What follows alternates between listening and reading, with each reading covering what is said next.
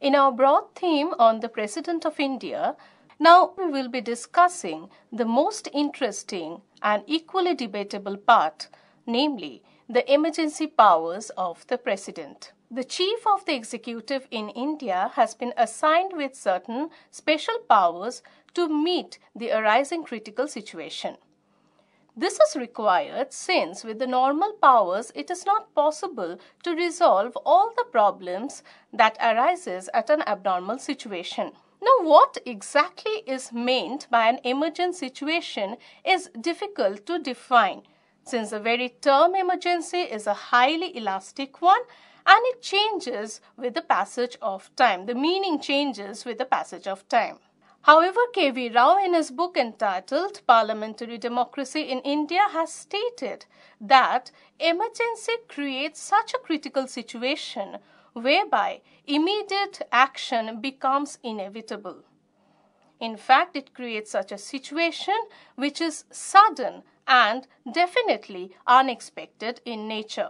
So, to deal with this extraordinary situation or to deal with such a critical situation, the Constitution of India has provided the emergency powers to the President, who happened to be the Chief of the Union Executive. These extraordinary powers has been mentioned in Part 18 of the Indian Constitution under the title of the Emergency Provisions.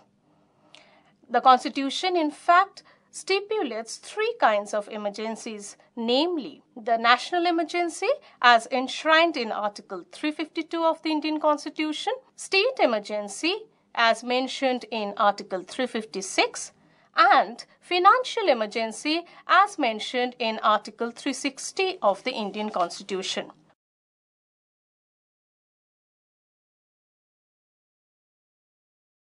The first of these three emergency provisions happened to be the national emergency. Article 352 of the Indian Constitution empowers the President to proclaim national emergency if he or she is satisfied that a situation has arisen or is likely to arise whereby the security of the country is threatened due to war, external aggression, or armed rebellion within the country. The satisfaction of the President, however, for all practical purposes implies the satisfaction of the Council of Ministers headed by the Prime Minister. Such a proclamation is required to be laid before the Parliament, and such a proclamation can remain in force for a period of 1 month at the most, beyond which it shall require the approval of the Parliament. If the Lok Sabha is not in session or stands dissolved, then the Rajya Sabha may also approve it. But even if it is being approved by the Rajya Sabha, it shall require the approval of the House of the People within 30 days of the first meet of the new Lok Sabha.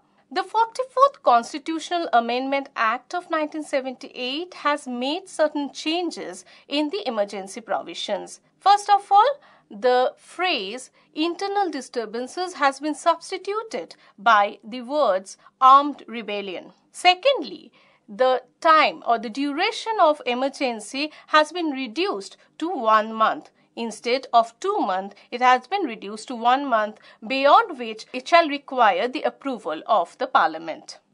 Thirdly, it has been mentioned in the Act that the President can proclaim the emergency on the written advice of the Council of Ministers. Fourthly, a specific time limit has been set. The duration of the emergencies can be extended for not more than 6 months at a single instance.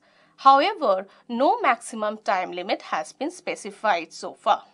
Finally, or fifthly, it has been also mentioned in the Act that at least 1/10 of the members of the Lok Sabha may give their requisition for a special session for reconsidering the continuity of the proclamation. Such a notice shall be presented or shall be addressed to the Speaker if the House is in session, or to the President if the House is not in session. Within 14 days of the receipt of such a notice, a special session has to be conducted. Finally, it has also been argued that such a proclamation may be viewed or revoked by the President of India at any point of time by a subsequent proclamation.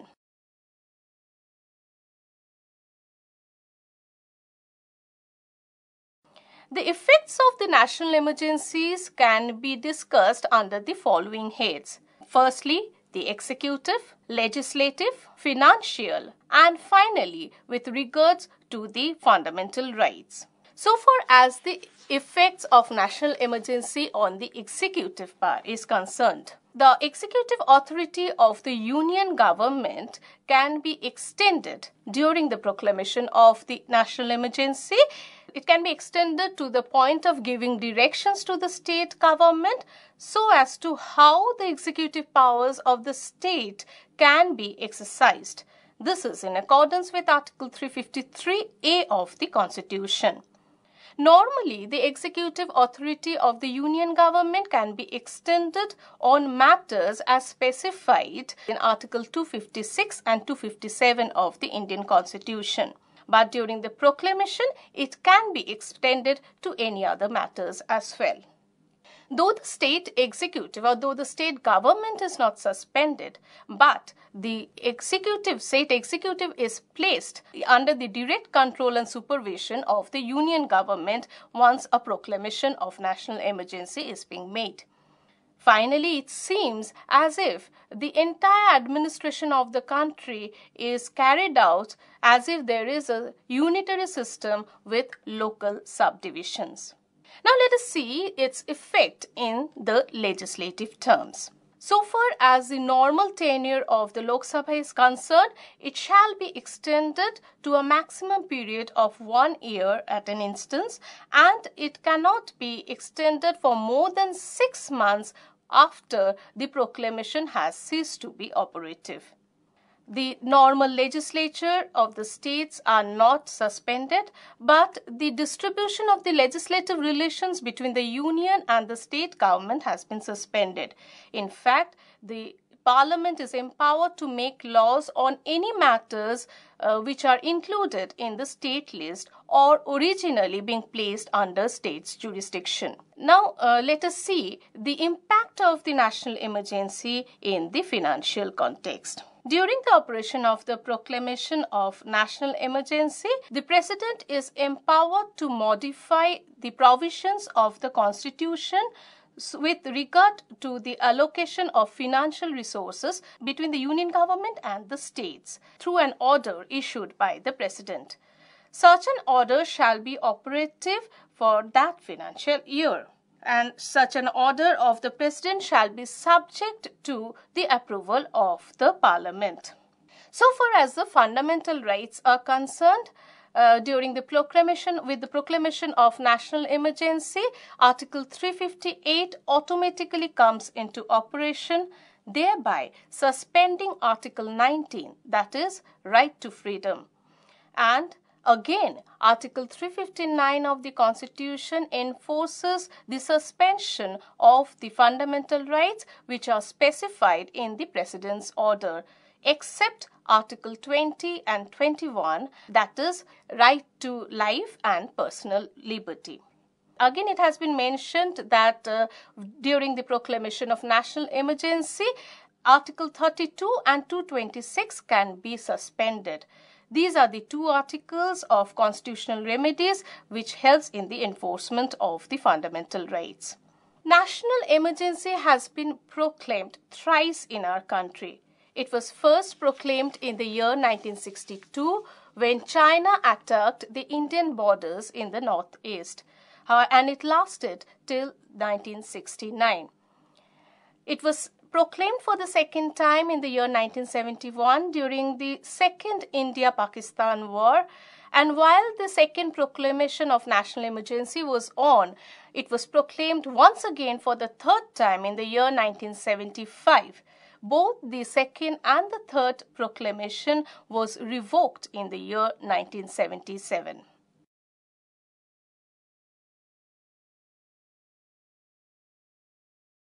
The provision of state emergency is mentioned in Article 356 of the Indian Constitution. This article empowers the President to take over the administration of the state in the context of breakdown of constitutional machinery of that state.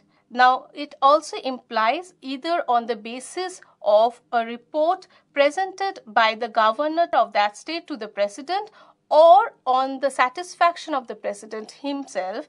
That implies once again the satisfaction of the Union Cabinet. This article can be invoked by the President on any state. Such a proclamation can continue for 2 months, beyond which it shall require the approval of the Parliament. The Constitution provides that resolution to this effect must be passed in each house by a simple majority. It has to be passed if the Lok Sabha stands dissolved, or if the Lok Sabha is not in session, then it can be approved by the Rajya Sabha, but in this case it shall cease to be operative for only a period of 30 days. The 44th Amendment Act, however, has laid down that the state emergency can be extended for a period of not more than 6 months at an instance. However, it must be made clear that the very state emergency has created furor in the political arena of the country. So far as our discussion on the state emergency is concerned, it is worthwhile to take note that the very phrase breakdown of the constitutional machinery as described by M.C. Setalavad as is of widest import. It may implies anything from actual disintegration of the states to a struggle of preventing the political parties of that state from forming an alternative government. In fact, state emergencies created such a political turmoil that it has been accused that most of the rulers at the center often misuses these articles. A scrutiny of the political development in this connection leaves an impression that the political leaders at the center have used this article to such an extent merely to serve their own political interest.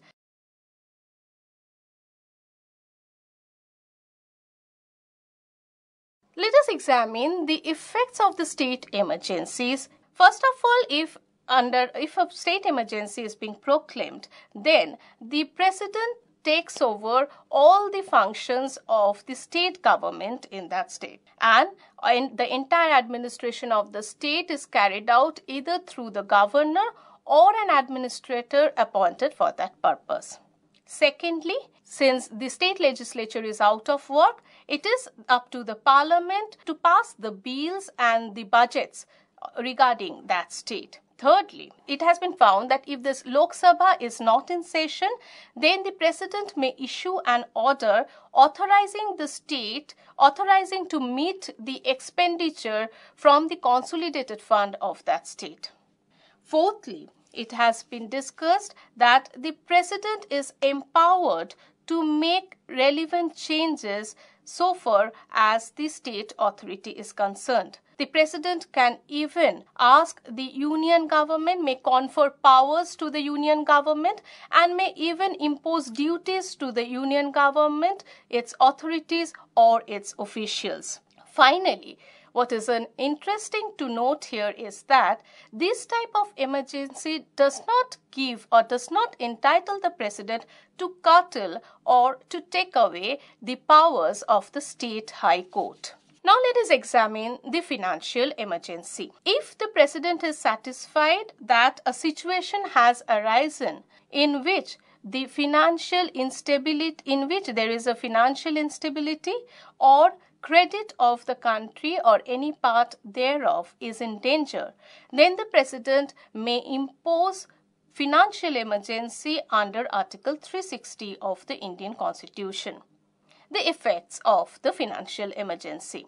First of all, the executive authority of the union government during a financial emergency may extend to the point of giving directions to the state government so far as the financial propriety is concerned. Secondly, the President is empowered to reduce the salaries and allowances of all or a particular class of persons who are in service of the state governments and so on. Again, the money bills or any other bills that are applied to Article 270 of the Constitution may be reserved by the governor of that state for the consideration of the President. So far our discussion on financial emergency is concerned, it is worthwhile to take note that the language of Article 360 is delightfully vague. It does not give us any clear idea whether financial emergency is to be imposed for the whole of the country or any part thereof. Again, while other emergencies shall be declared based on some factual situation, financial emergency can be invoked by the President simply on the advice of the Council of Ministers headed by the Prime Minister. One of the most important factors so far as a financial emergency is concerned is that it has a tremendous psychological impact. Finance is a very delicate matter, and an emergency imposed on finance may lead to panic amongst the citizens and might create economic instability in the country. So instead of dealing with an emergency situation, this financial emergency might lead to another emergency situation. However, till date, financial emergency has not been invoked in our country. Now, so far as the emergency provisions of our Constitution is concerned, critics share certain lurking apprehensions. Let us examine some of the points that they have upheld so far with regard to the emergency provisions. First of all, it has been argued by many that the emergency provisions give sweeping powers to the President, thereby turning his position or his role from a mere guardian to that of a power-drunk ruler. Secondly, the emergency provisions is incompatible with the doctrine of federalism. Thirdly, if there is a political crisis in the state and the President declares a state emergency in that state, then there might arise a situation in which it might appear as if there is a great tussle between the union government and the citizens of that state. Finally, what is a matter of grave concern is that the duration of national and financial emergency can be extended to any length of time. And it implies or it means that the union government may not like to revoke it even after normal situations prevailing in the country.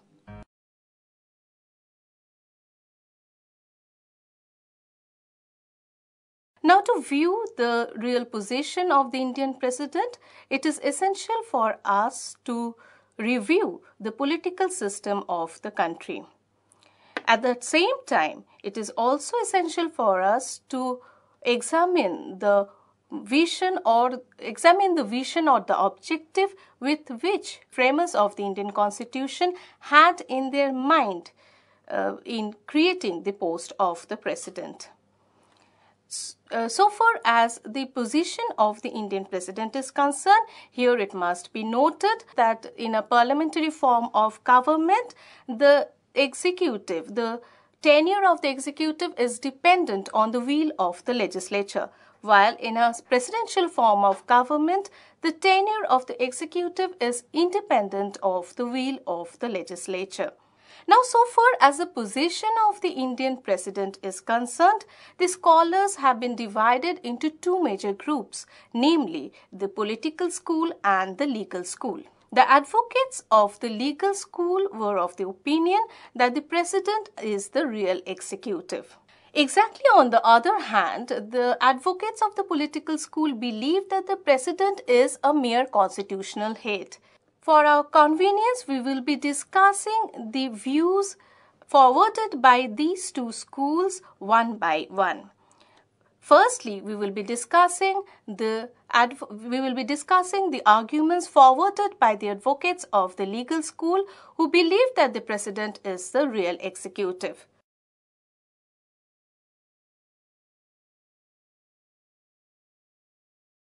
First of all, Article 53, Section 1 of the Indian Constitution clearly states that the executive power of the Union shall be vested on the President, and he shall be exercising these powers either directly or through his officers subordinate to him. According to Article 74, Section 1 of the Indian Constitution, there shall be a Council of Ministers to aid and advise the President. To many constitutional experts of this school, the Council of Ministers and the subordinate officers as mentioned in Article 53, Section 1 and the Council of Ministers as mentioned in Article 74, Section 1 are the replica of each other. So to them, the Council of Ministers are the subordinate officers who are being placed under the President, and it is a President who can exert commands over them. Secondly, it has been argued that according to Article 75, Section 1 of the Indian Constitution, it is the President who appoints the Prime Minister and the other ministers. Not only that, they hold their office during the pleasure of the President. So it is quite known to us that the President has to abide by the advice provided to him by the Council of Ministers. But yet, there are areas which may be termed as what may be called the prerogative powers through which the President may act independently. Thirdly, when the Parliament is not in session, the President may promulgate an ordinance if he is satisfied that a situation has arisen in which immediate action becomes necessary. Fourthly, the entire administration of the state is carried on in the name of the President. All the decisions and the directives issued by the Union government are taken under his name.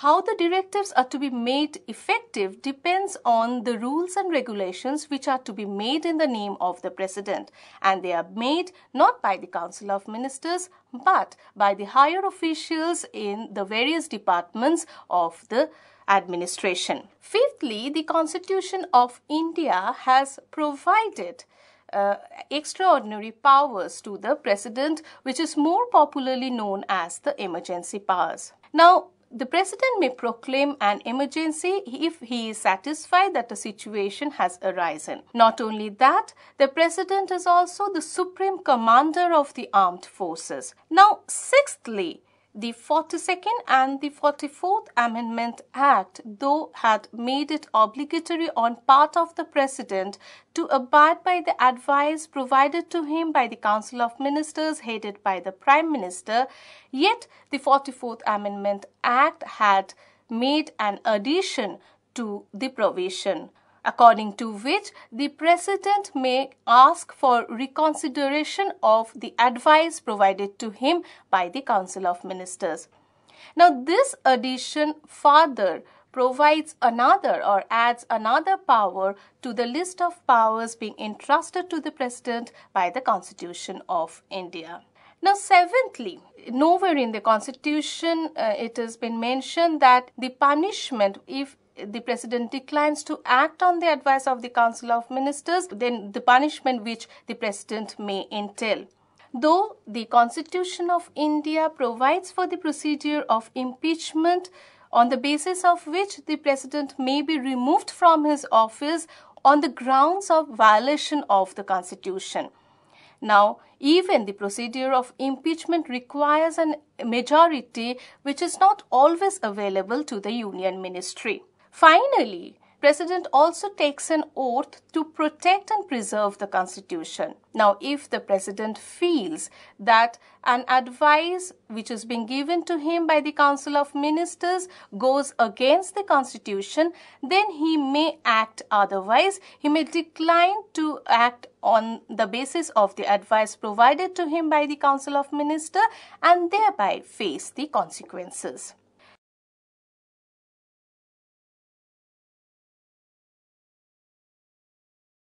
Now let us see the arguments which are being placed by the second school of thought, that is the advocates of the political school who believed that the president is a mere constitutional head. First of all, it is an indisputable fact that India has adopted a parliamentary form of government in which the president has been designated as a respectable executive of the country. Parliamentary form of government as adopted in India is based on the model of the British Constitution. Now, just like the British Crown, it is expected that the president in India should act accordingly. Secondly, in carrying out the administration of the state, it has been found that it is the Council of Ministers headed by the Prime Minister who are responsible to the legislature. This once again indicates that the Prime Minister and his Council of Ministers occupies or enjoy greater powers since without granting powers, the question of responsibility would not have arisen. Thirdly, Article 74, Section 1 of the Indian Constitution says that there shall be a Council of Ministers to aid and advise the President of India, and the President has to act on the advice provided to him by the Council of Ministers headed by the Prime Minister. So this indicates that there is hardly any scope of reserve powers left for the President of India in which he might act independently of the Council of Ministers. Fourthly, it has been argued that the 42nd Amendment and the 44th Constitutional Amendment Act has made it obligatory on part of the President to act on the advice of the Council of Ministers. Fifthly, it has been argued that the President is not directly elected by the people. So, he cannot claim to be a true representative of the people. On the other hand, the Council of Ministers and the Prime Ministers are elected by the people. So, they are the representatives of the people in the truest sense of the term. Sixthly, it has been argued that the authority of the President is tied up with the acts of the Parliament and also with other elaborate arrangements like the National Defence Committee and so on. Now, this again indicates that the President cannot act against the acts of the Parliament. Seventhly, the President is empowered to get acquainted with the decision while the final decision is being taken by the Prime Minister and his cabinet so far as the policy formulation and execution is concerned. Finally, so far as the judgments of the Supreme Courts are concerned, we find that these judgments highlight that the President is required to play a mere constitutional role. After viewing both sides of the controversy, to conclude, we can say, so far as the position of the Indian President is concerned, much depends on the personal equation of the office holder and also the role being played by the President at exceptional crisis.